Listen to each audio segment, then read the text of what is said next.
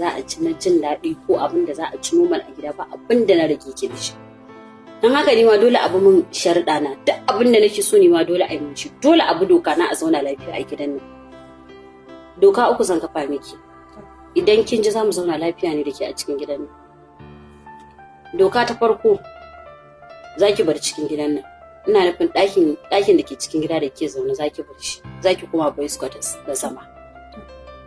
Doka na biyu, duk sanda mai gida na yake nan, babu ki cikin gidan nan. Daga ni har shi ki dinga bari sai mun fita sai ki shigo ki aiki.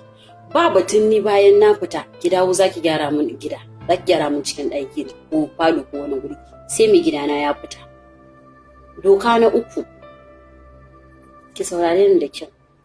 Sannan abu na 3, duk sanda mai gida na ya kira ki a waya yana buƙatar ki masa girki. Ba ki da hurumin da zaki ci zaki yi mijina girki. Ya kira ki a waya ce ki girki, ai ba matarsa bace ki. Ni yake a wuri.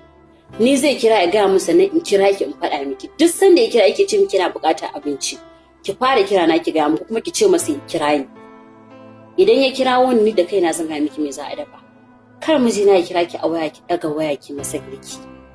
Kar ya kira ki ya gaya miki ki masa girki.